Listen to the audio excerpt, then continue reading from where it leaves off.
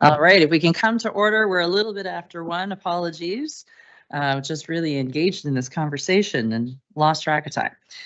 So if we can come to order, we're 1:02, and thank you everybody for making some time to be here. Thank you for the staff for pulling together some information pretty quickly for us to have this meeting.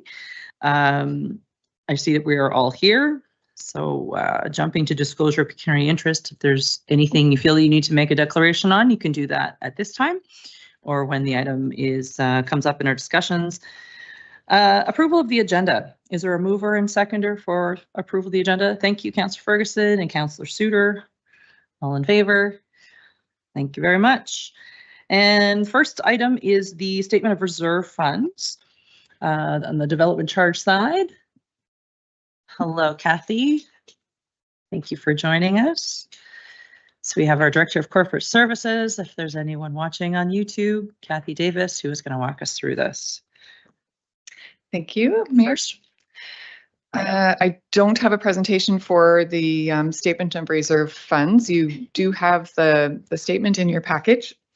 Just as a high-level overview, this is a legislated requirement that the development charges collected and spent in a given year are reported to Council on an annual basis before the end of the month. So we are here. We thought this was a good time to share with Council. So you can see in the report, we started the year off with 7.3 million in our development charges. We collected 1.7 and earned interest of 316,549. Expenditures were just about 2.3 million, and I will explain that a little bit further in a minute, for capital, and 279,632 for operating, leaving a balance of 6,777,611 in the development charges account at the end of the year. One note here is that because the childcare expansion project is under construction right now, we didn't enter into a construction financing agreement with a lender, so we've been cash flowing that project, and then at the end we will come to Council with some decisions about how to finance the development charges portion of that. So in the last year, 2.3 almost million was spent out of development charges, but if Council would like to borrow for those funds when the project is complete, then they'll go back into the development charge fund. There are a few new reports if you've had a chance to look at how the report is structured, but it's generally similar to what you would have received in the past. All the development charges we collect are segmented by service type so that we can see how much is available in each category. One new, just a little bit of a presentation change to how the statement is showing up this year. If there is a fund, for example, childcare, that has a negative balance, it borrows those funds from the other services and interest is earned by the other funds on that. So you'll see a line that's called amounts loaned to other DC categories. It balances out to zero. But I think that's my report. Thank you. It's timely to have this. I know we get it every year, but it's timely that we have it today.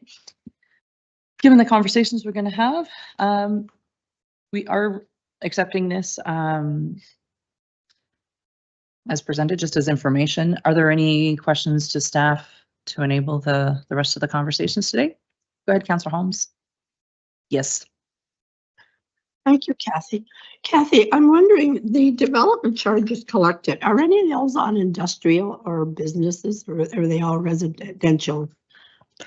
I'm afraid I'll have to get back to you on that one. I don't have it right in front of me. I believe there are some industrial, but the majority of it would be residential. Okay, thank you. Not seeing anything else, so I'll move to the motion. The Council accept the 2025 Treasurer's Statement of Reserve Funds Development Charges as presented. So mover and seconder. Thank you, Councillor Lowe and Councillor Holmes. Seeing no further discussion, all in favor? Thank you very much, folks. That carries. So our second item, and really the larger item for us today, is on the Development Charge Reduction Program. And I'll pass this over to staff to walk us through. a couple things I'd like to say just off the top to help shape the conversation is that today is really a discussion about whether we apply, and applying would allow for us to get clearer and more complete information about what this might mean. It's certainly not a decision about construction or about funding itself and whether we'll participate. We don't have all of the information to know that at this point. And it's not really a discussion on the DCs itself. It would allow for us to have some of the information that we don't have if staff go forward with the next step in the process. The other thing I wanted to say just right off the hop, it was 2 weeks ago, I think, yesterday. 2 weeks ago yesterday, they announced this program in Ottawa. I was in attendance with a lot of the other municipal associations. I think the staff webinar was the 9th. Is that right? I know AMO information came out, I think it was on the 11th. Like, this is all rolling out in real time. So I wanted to start also just by acknowledging, Kathy, Melanie, Ken, probably Jean as well, have put a lot of time into this in a really short window, and with information that seems to have perhaps shifted a little bit over that short period of time as well. So appreciate that you're working the best with what you've got, and that things do continue to shift a little bit with this program. So wanted just to put that out there so everyone kind of understood the effort staff put in, and that this is moving really quickly in terms of shifting of information, clarification of information. Even AMO put out a second statement as well. So with that, I think I'll pass it over to the staff to walk us through what we have here today.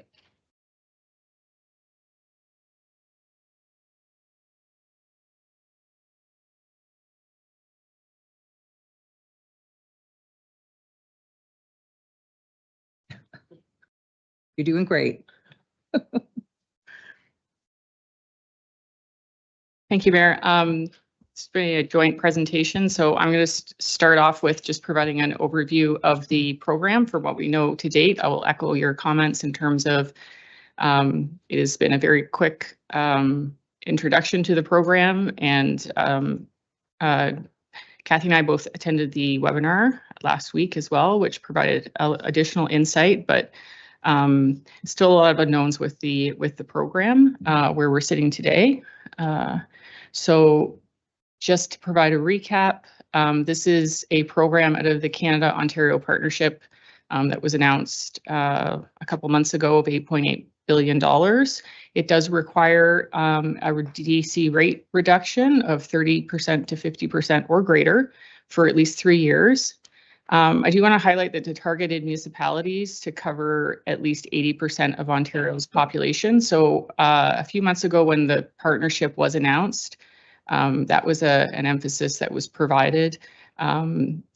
So I think in looking at the program and everything, we don't have a lot of, probably don't have a lot of answers to questions, but I do think that the way the program is set up, it definitely is, it's an opportunity for municipalities our size, but I think for all of us, the devil's in the details in terms of if we are successful on this, exactly what the proposed agreement with the province would include. So the program is prioritizing housing enabling infrastructure projects. That's what you typically think of when you think about infrastructure, water, sewer, and roads. They also talk about community infrastructure projects that support the development of complete communities. And those projects are more in line of community services, like you would see like park improvements or, recreation centers, such as that.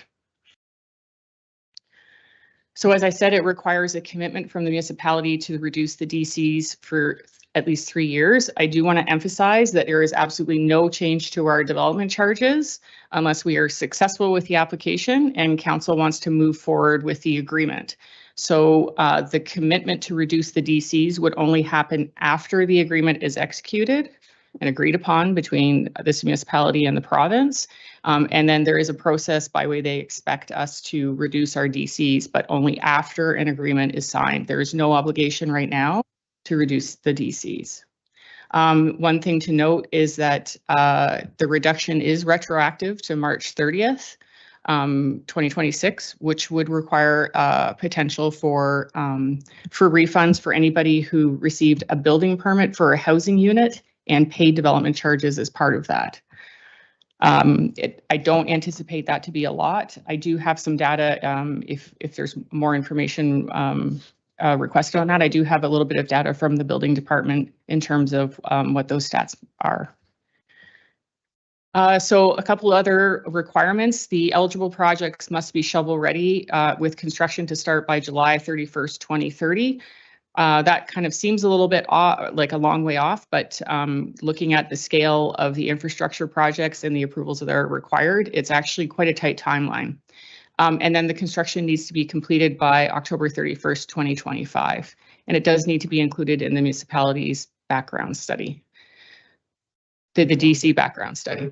Sorry, 2035. Sorry, 2035. Typo on my part.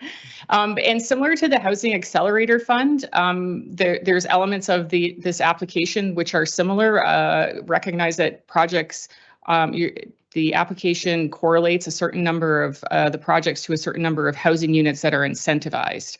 So the idea, the thrust of the program is if you are willing to reduce your development charges, that will incentivize builders to obtain building permits because the development charges are at a reduced rate. So there is a requirement for us to do a little bit of projections in terms of obtaining building permits within 3 years. I would say that we actually have a lot of that good sort of numbers and we've got that data already because we've done the Housing Accelerator Fund application. So in the staff report, 3 projects are recommended: the wastewater treatment plant and the Gemmels Bay pump station.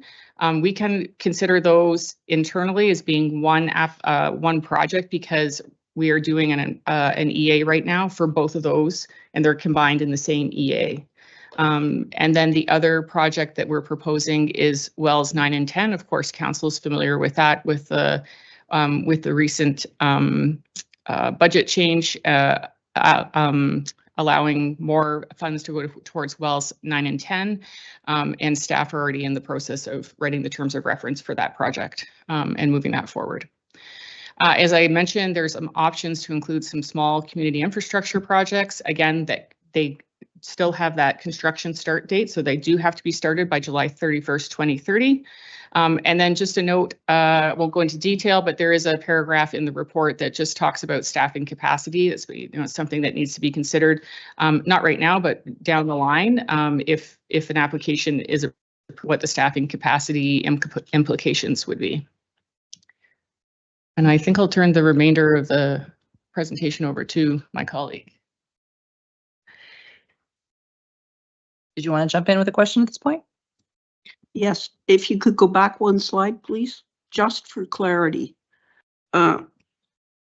You feel that we can guarantee the wastewater treatment plant, the pump station, and the work on Wells 9 and 10 will be shovel ready by July 31st, 2030?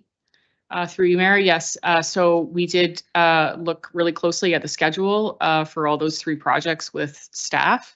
And because the EA is scheduled to be completed for the treatment plant and the pump station by the end of this year, we could move directly into design and tendering, which would take about 2 to 3 years to complete before we went out to tender for construction. The same with Wells 9 and 10. Like I said, we've already started drafting the terms of reference for that EA.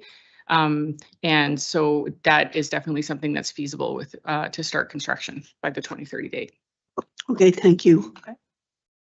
Go ahead, Councilor Ferguson. Yes, thank you. When you're on the same slide, could you define what you mean by small in the community projects? Through you, Mayor. So in the report, we suggested that if it's council's desire to include some community infrastructure projects, they would be the ones that we've suggested in the report, which I would I consider to be small ones.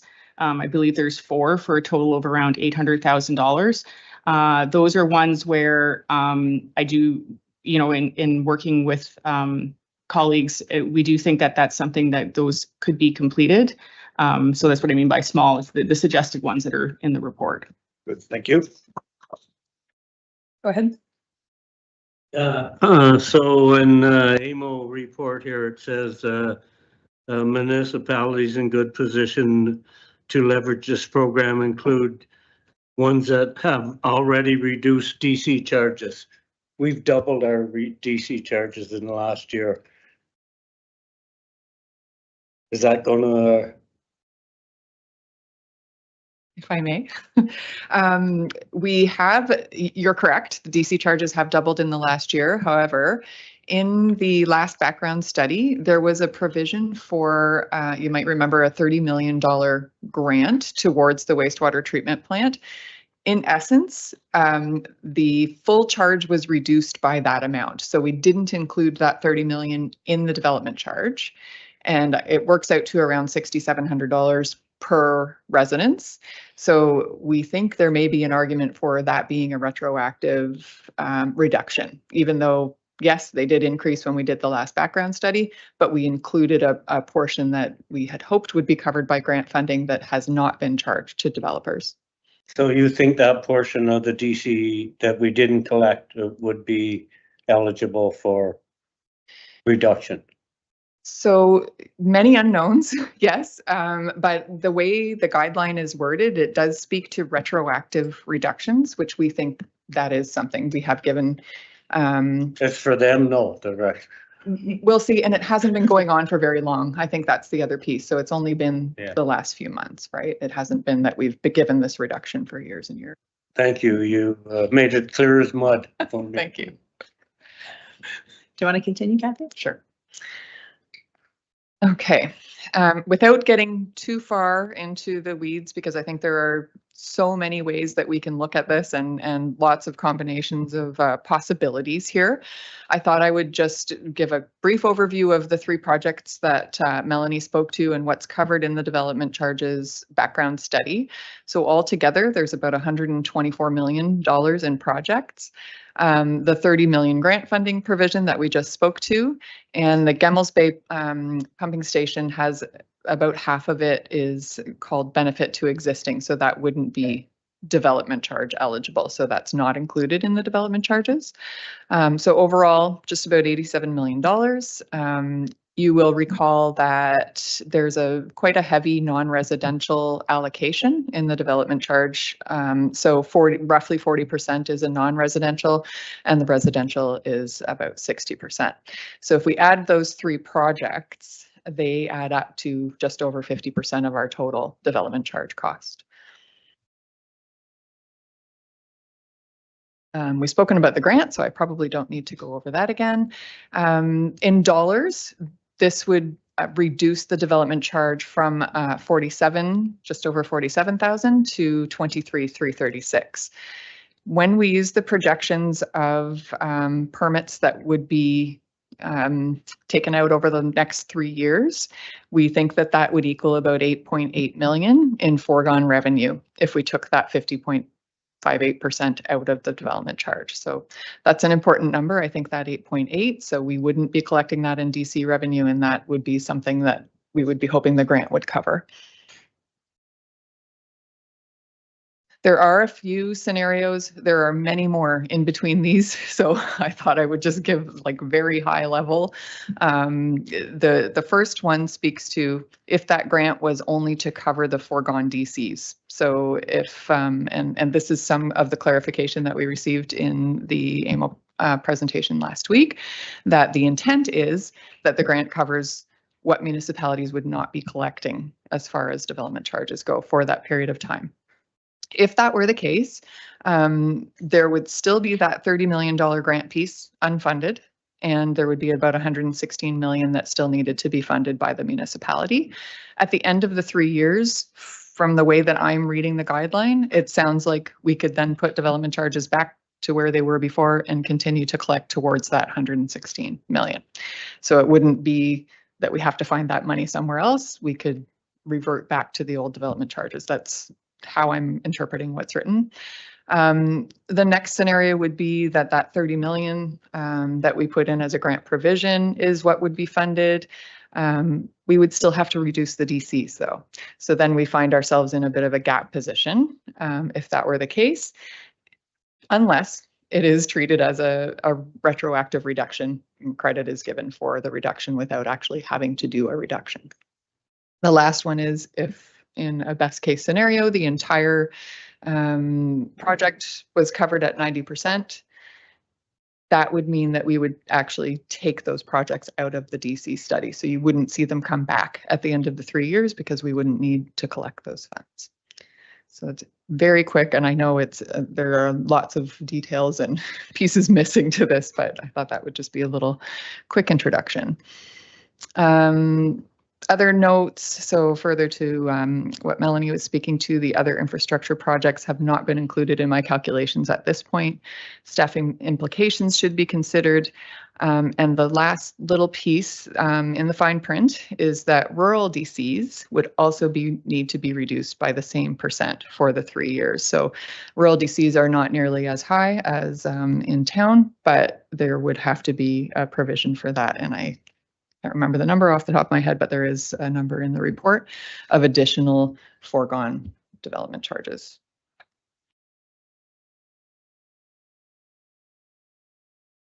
Maybe I'll stop there. Just to recap next steps, if council passes staff's recommendation, we'll be continuing to prepare the application to submit it before Friday at 10 a.m. And then they've indicated that funding decisions will be made in July and August. And then if we were successful, they would propose an agreement. We, of course, would return to council for guidance on that. And of course, we have no idea what the terms of the agreement could be. And then obviously, if successful, they would be the DC rate reduction would be implemented as of March 30th of this year. If we are not successful, we have not lost anything. As I said before, there's no obligation on our part to reduce DCs or anything like that. If we're not successful with this application, then we carry on moving forward as we have always been. I'll leave it there, Mayor. Okay, thank you. And thanks again for working through this as quickly as you did with the limited information. And I know things were changing a little bit as well. If I can offer a little bit of insight from the conversations I've had with the other caucuses and whatnot at AMO. Certainly there's it's a non-starter for those who don't have DCs. There's a surprising number of municipalities that don't collect DCs at all. So this is a non-starter, this is not a program for them. For strictly rural communities,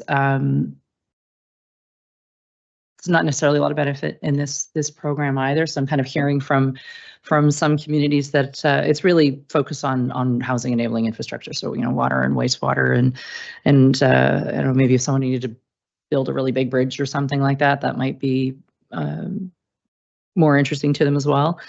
The other folks that I'm hearing from are those who have received chunks of funding already.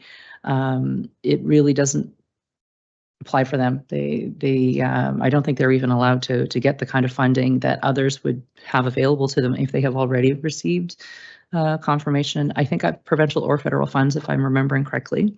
So it's a real mixed bag. And then there are some communities who, they are so close to unlocking a bunch of houses.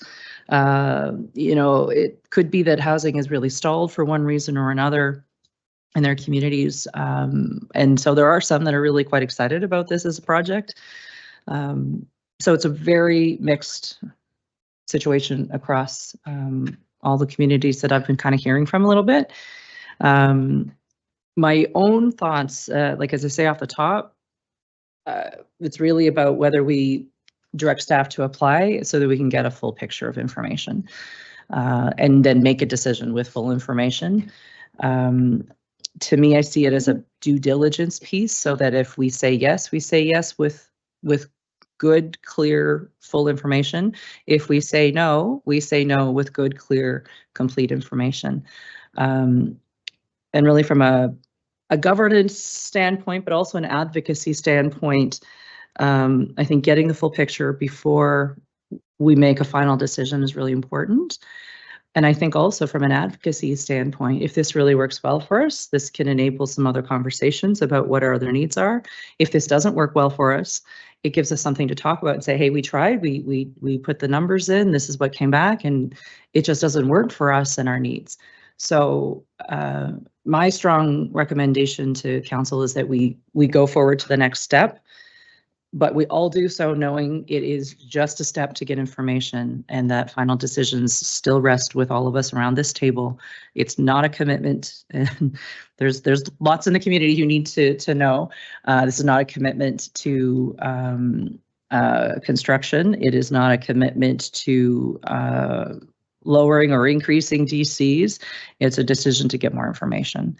And those bigger decisions will come once we have much clearer information than we're able to see at this point. So I will leave my comments there. If there's anything else from the AMO conversations I've had that might be helpful, I mean, by all means, I'll try to share what I know. But given that, are there questions to staff? Are there any thoughts? You're really getting the sun in your eyes there, Bev. You're okay? You want to go ahead, Councillor Lowe? Thanks very much.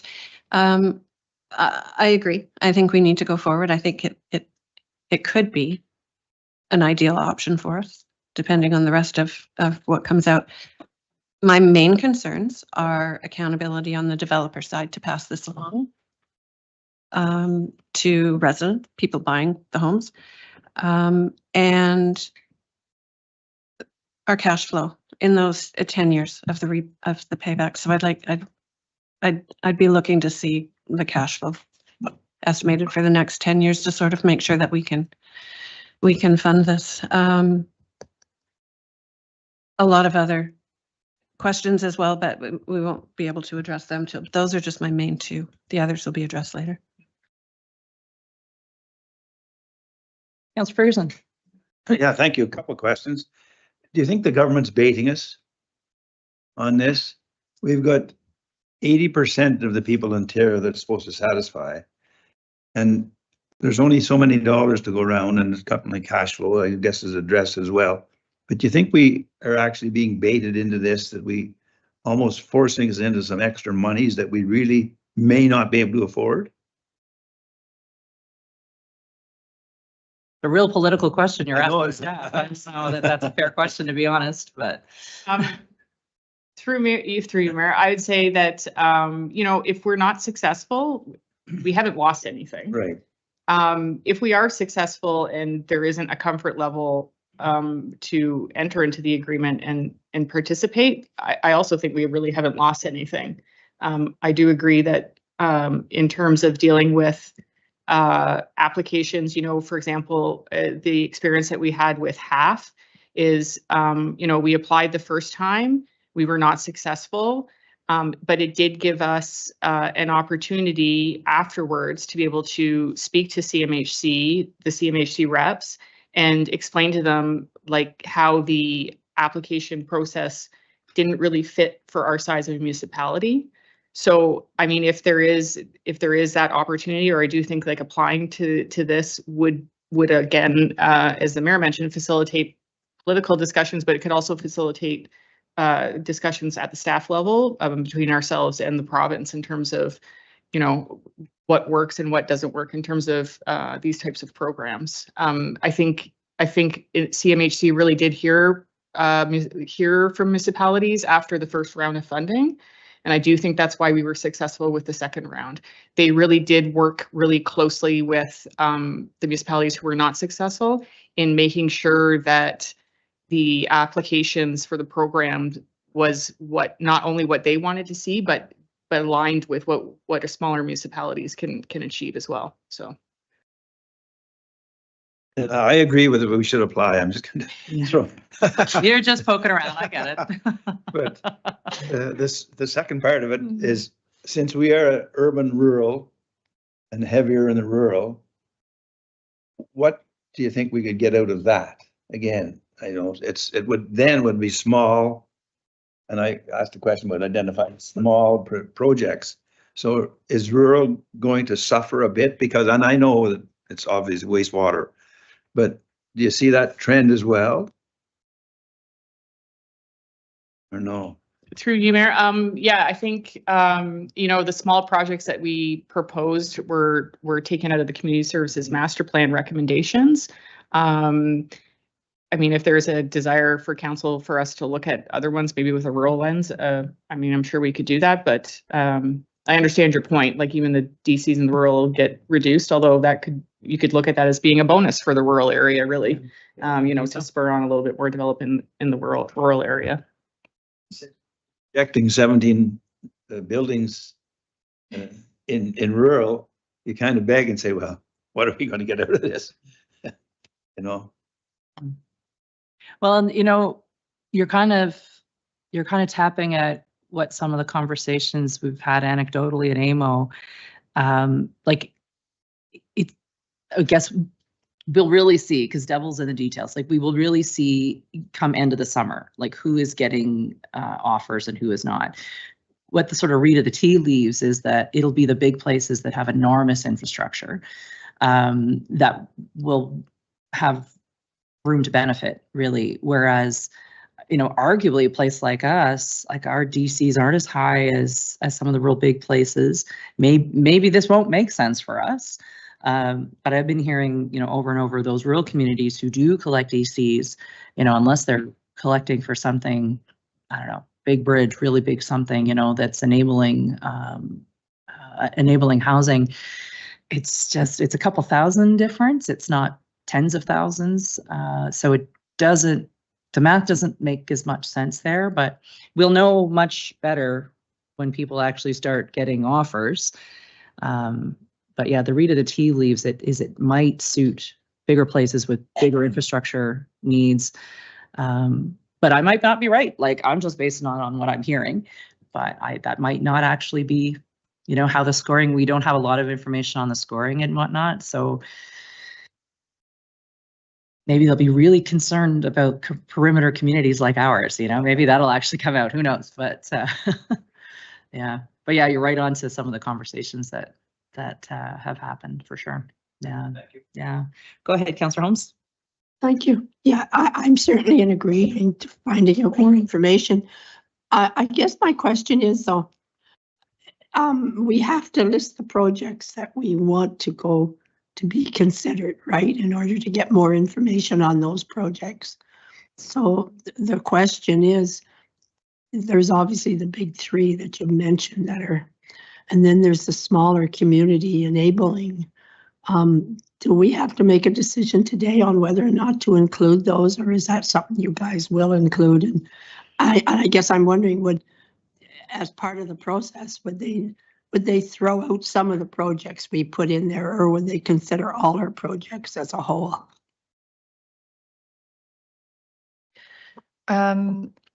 So to answer the last question, I'm not sure. That's the first thing. But I think our recommendation was just to proceed with the big three, based on numerous times in the guideline. It mentions priority is given to housing enabling infrastructure, and then it almost, I don't think it comes right out and says it, but it almost sounds like if there's something left over, then we could look at some of those community related projects. So we thought a stronger application would be for the infrastructure, but we've got an option for council in, I think it was option B, was to direct staff to include those in the application. Deputy Mayor. Yes, just a couple of things. It says here, I'm the same as Becky. I'm worried about the cash flow because we have to come up with 10% of the price of the projects, which is 20 million, right? Basically, 10% of. It depends on what gets funded. Yeah, it all depends. Yeah. And do we have to reduce the DC charges by 50%? Can it not be 30? It could, yes. So the guidelines are between 30 and 50 or more. So the stronger applications would have a higher reduction, but absolutely you could say we only want to reduce by 30%. And is this a commitment to go ahead with the sewage treatment plant? No. That's one question that I want to make clear. I want clear answer, meaning no. No. Perfect. Councilor Torrance? Because we haven't decided yet. I have a few questions, and one is the capital funding plan in the water and wastewater rate study is a different number than what you're using in this. And so where did the number of 108 million 100,000 for the expansion come from? Because that's not the rate that's used in the capital funding plan and in the rate study. Thank you. Without jumping over to those numbers, so I used what was in the development charges background study. I did remove the financing. So you can see in the DC study, there is a provision for financing. That's not, I wasn't seeing that as a capital project cost, and depending on how much gets funded, the financing amount might change. So I did back that out. If the numbers are different in the in the water wastewater rate study, I'd have to look at, they may be inflated. I'm not sure, but I can take a look at that. Well, they're listed as 292 million, and so it's like a large difference. I think that it's also including existing, but they say that the growth related debt, it would be 148 million 593. So that is another $40 million, you know, like, and so I'm just trying to figure out why we have different numbers in our DC charges than we have in our rate study. So that would be my first question. And yeah. Do you have the answer? Put a microphone on. That question was just answered. The director said that she backed out the financing charges and she included the number from the DC study. So she just answered that question. I'm sorry, I didn't hear the answer. Was it $40 million in financing? The director said that she included the number from the background study and she had backed out the financing charges. I'm not understanding the answer that you're providing to us, CAO Kelly. Kathy, do you want to repeat your answer? We got too many mics on. There we go. Yeah, I can't, I don't have the rate study in front of me. So when I did the calculations here, I used just what was in the development charges study. So if there is a difference, I'd have to look at why those are different. But I came up with those numbers by just taking the pure capital costs and taking out the financing. There may very well be financing costs, but for the purposes of a grant application, I didn't think I could include those as a capital cost. So just to keep it clean, that's what I've shown. But I'd have to do a little bit more digging into why there might be a difference between the two studies. Does that clarify? Well, it clarifies it, yeah. Yes, it does clarify. Okay. But it's still, so just to like the two different figures have me worried a little bit. The accountability on the side of the developer is again, and especially in the retroactive amounts that we'd be looking for, and what if any accountability is there, or is this just the way of the world these days? And I also want to, how are we planning, because these are Almont charges, and so it will be on the water bills. The loss of 310,000 from rural over 3 years, where will that be made up? And what is the predicted loss in DC revenue above? Are we thinking they will give us 100% of the DC revenue that we're going to lose, or is it a different amount so that we might be? I don't think it's 100% that they're going to reimburse us. I'm going to jump on that one, and then you can fill in the blanks that I don't know. All the way along, they've said that they want to see municipalities have some skin in the game. I've heard that over and over. So I don't imagine there's a scenario where we would get 100% of the DC reduction compensated for. And this is where staff should correct me because things have been changing and I may not have the latest information. One of the things that I had understood is that there's an opportunity for investments that have already happened to be essentially credited. So the dollars we might have put into studies and whatnot. So rather than it being new money, if it's already related to a project, I understood that that could count as part of, or the entirety of, depending on the situation, of the contribution from the municipality.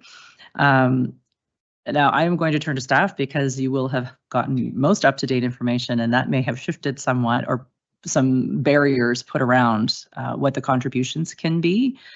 But I don't think there's likely a situation where they are not looking for a contribution from the municipality in some way. Yeah, go ahead. And so in follow-up, is that contribution coming from the municipality, or is that contribution coming from the water and sewer bills from Almont? So that would be my question. Where will that contribution be coming from? Mississippi Mills or Almont? I think it'll depend on which project, and how it's funded.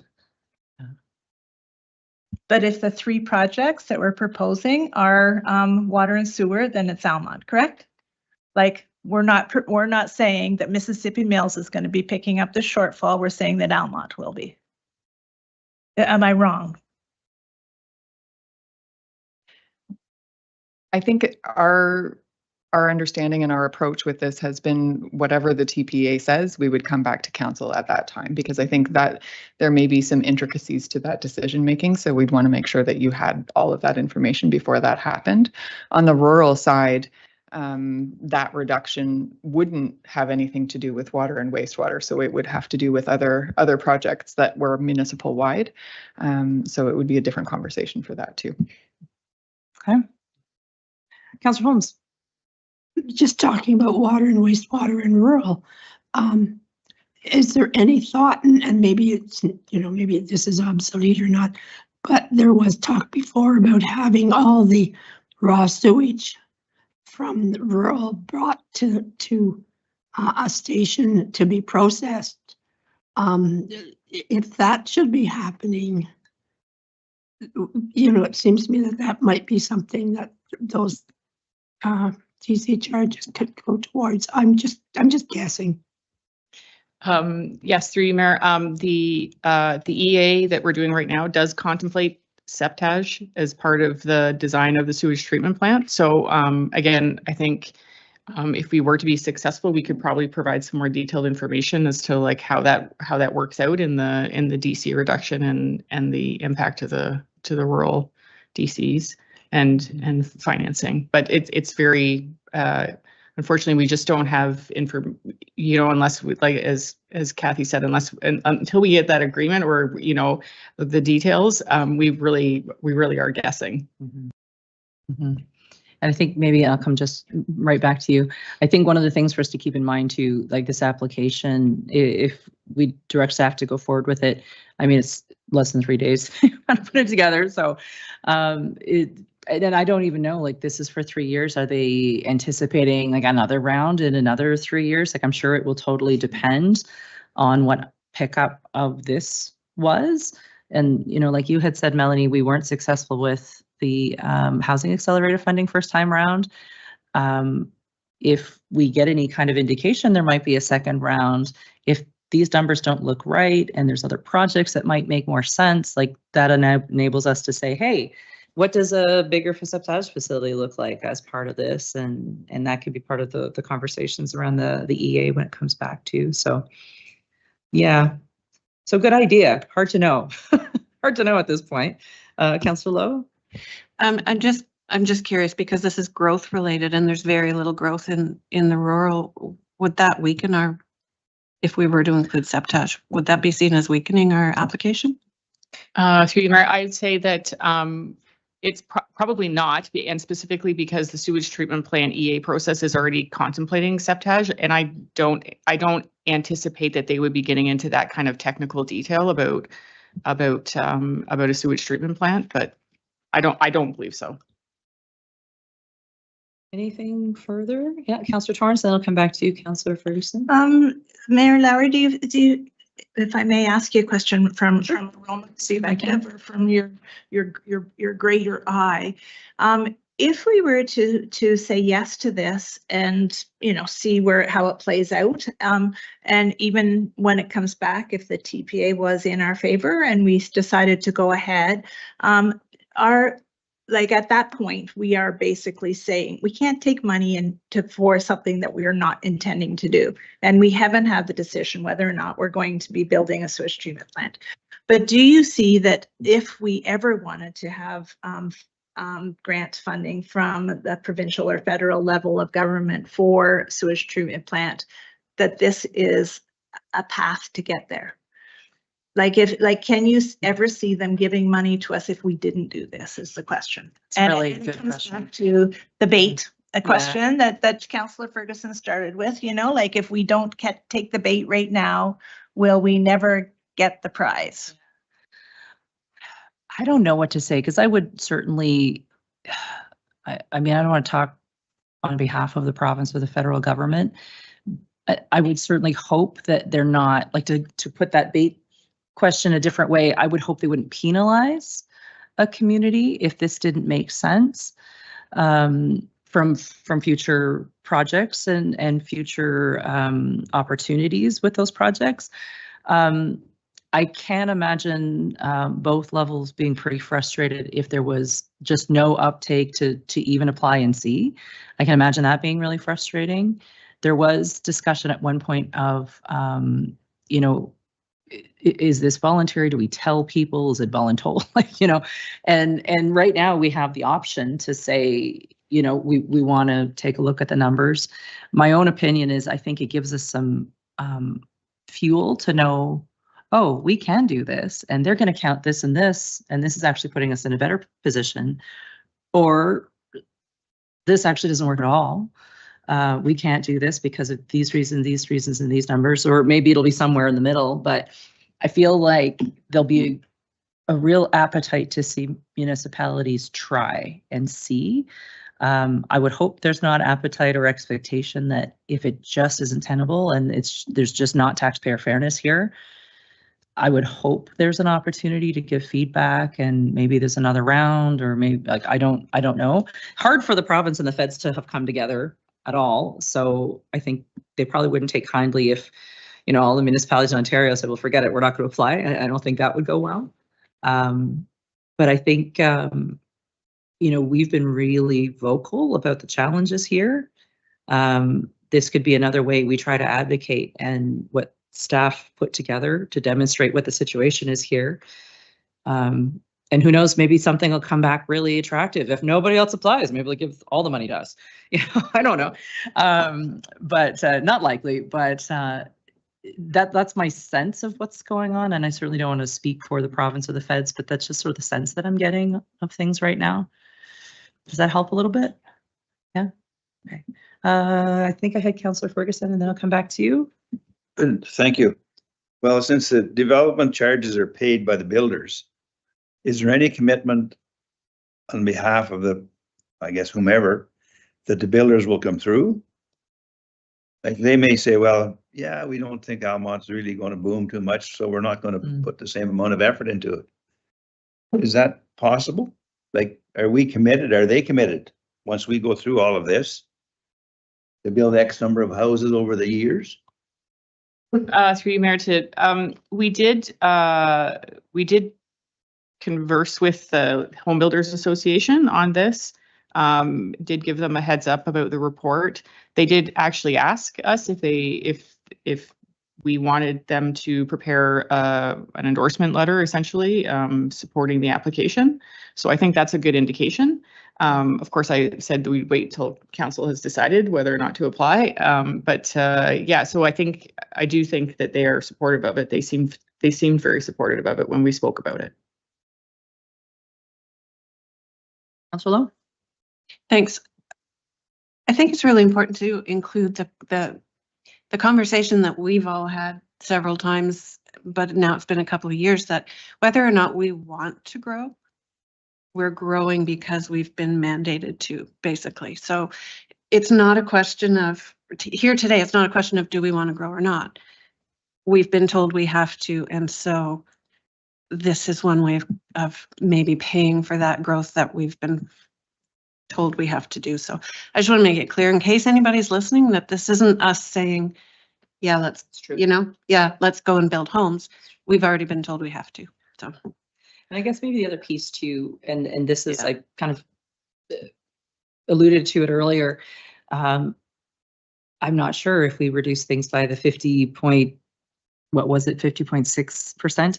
If we actually reduced by that, I mean, we would have about a $25,000 savings, which is not nothing. Like that's something, but it's not, you know, the 80,000 that you might see somewhere else.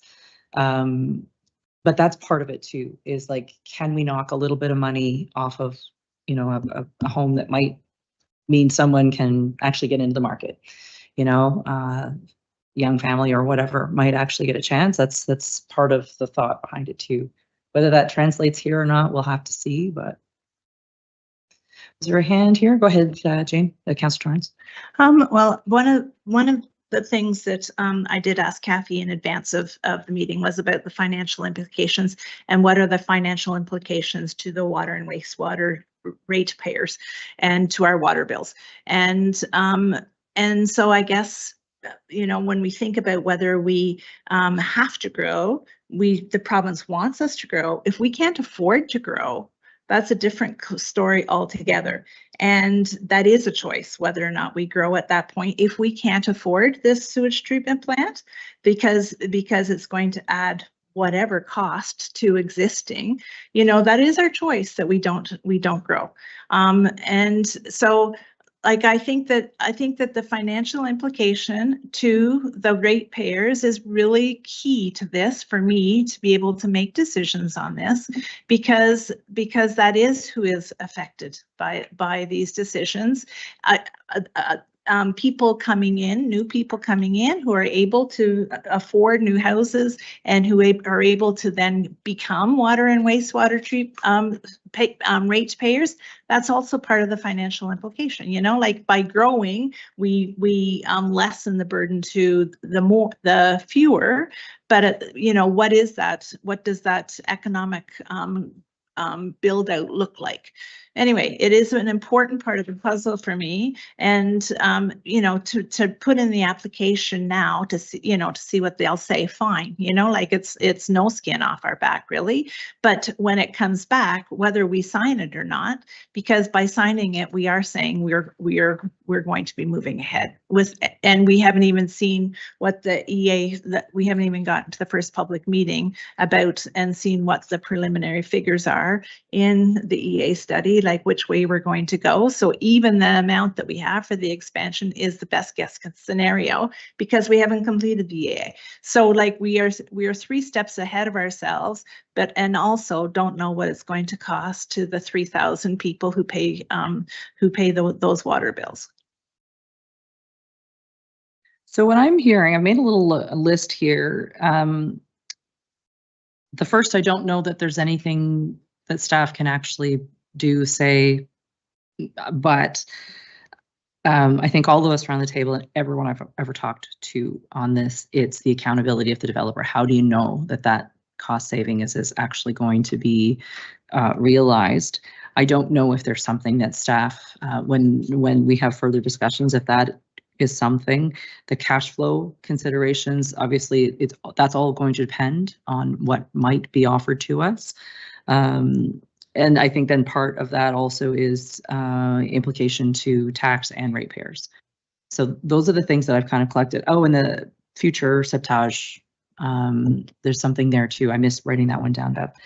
I think those are things that we would want more information about. You don't have that information at this point, but would be important for us to decide. But we're not there. We're not there at that point yet, but I'm just trying to keep a balance here of what's going to be important for decisions. Are we comfortable going ahead with the motion to direct staff to submit an application at this point, knowing that those other pieces will have to wait for further information? Go ahead, Councillor Lowe. Thanks. I'd move motion A, but not B. Motion A, So motion A is I the would recommended motion. Exclude the extra pieces of the CSMP. So stay focused on the housing enabling. Okay, that's the recommended motion, I think, right? All right. This one, there we go. It's like she read your mind. Yeah. All right. So it's been moved. Is there a seconder for the motion? Counselor Suter, thank you. Any other discussion, or is there any other pieces you want to make sure that we get information on when decision time comes? Counselor Torrance. Well, the application, this says that we have a commitment. Is this strictly for the application, or is this if successful? So I want to know right now, if successful, if the terms are not in our favor, or not in the favor of the 3,000 water bills, then we need, and what the financial implication is going to be for on those water bills. I think we need to be able to know that it's not a commitment to go ahead. It's a commitment to get the information, to submit the application. I think we have to give a commitment that it would happen. Okay. If, and I don't know, is there an adjustment? Like, I think that's how it reads. Is there any adjustment we need to make sure it's very clear? Should the, yeah, maybe that's it.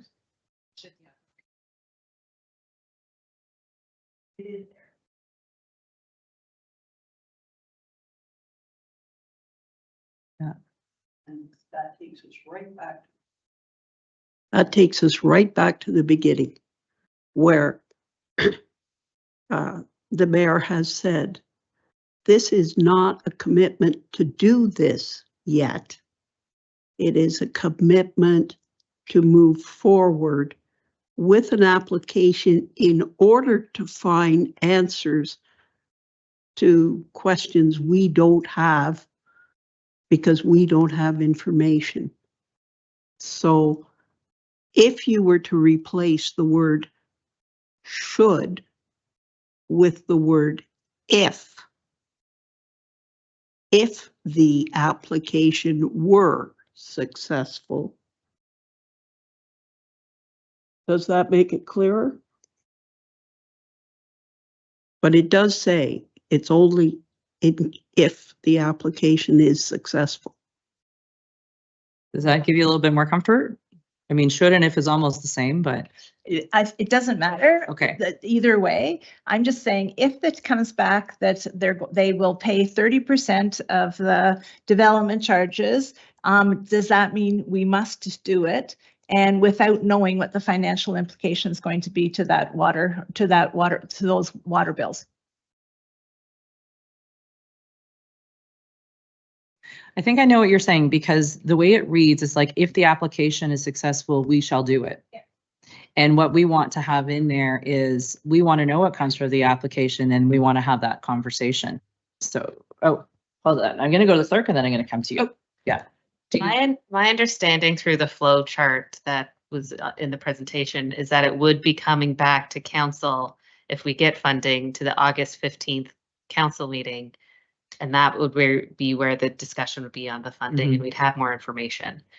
So I don't think there's, this motion is saying that we are going to sign and execute the agreement. There That we is go. still coming back. There we go.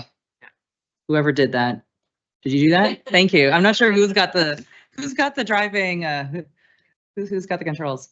There we go. Oh, no, none of us know.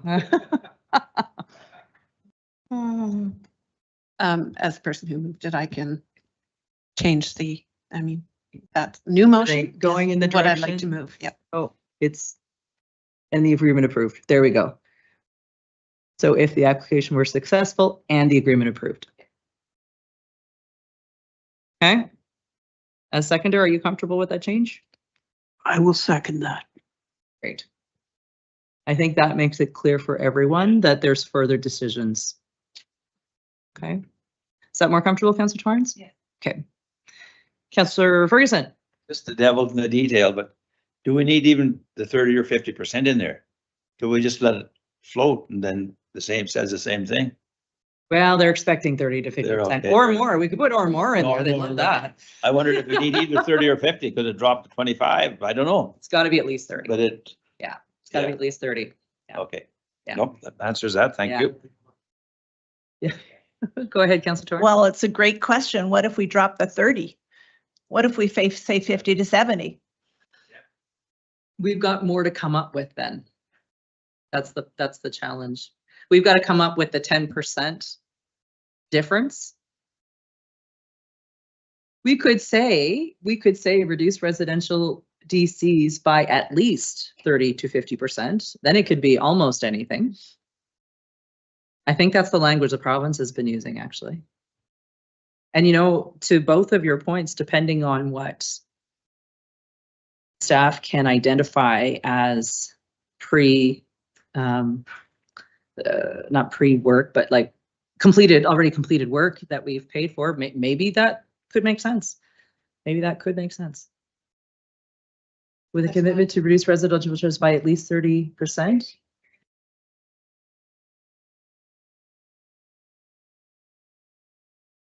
By at least 30 to 50%.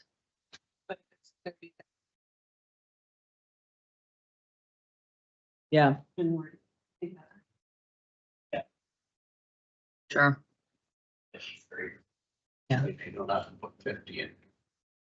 mean, they'd be thrilled if we did it by 100, but then we'd have to come up with a lot more dollars, but who knows? Maybe that math would end up working depending on who else applies. Like,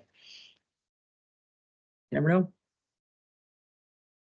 Are we comfortable with those two changes? So, and the agreement approved, and the reduction is at least 30%. Mover and seconder are comfortable with that shift? Okay. Anyone else have another comment or? No? All right, so we've been moved and seconded. We've had really good discussion. All in favor of the motion as on the screen? Here we go. So we're unanimous. Woo. Woo. Well, big thanks again to staff. And it's not like the work slows down because you got to hear, you've got to put an application together in not too many days. So yeah, now the real work starts. So thank you. Yeah, exactly. So just one last time, I just want to make sure. So I've got the accountability of the developer, which I'm not sure that staff, I don't know, but we could get on that, but that's something AMO has heard of as well. Cash flow questions, implications to ratepayers, septage opportunity. We'll know, you know, if that's something that's been included better by then. Anything else we want to make sure we've got with part of that decision making? And I mean, if you think of it later, we know where these folks are. That's okay. All right, we will leave it there then. We'll move right to the confirmatory bylaw. And our motion is that bylaw 26-040, being a bylaw to confirm the proceedings of the Council of the Corporation of the Municipality of Mississippi Mills at its special meeting held on the 18th day of June 2026, be read, passed, signed, and sealed in open council the 16th day of June 2026. Mr. Mover and seconder. Not everybody at once. The Deputy Mayor and Councillor Suter. All in favor? Thank you. And adjournment. That we are adjourned at 2:05. Declare us adjourned. Thank you. That was an efficient meeting. Thank you.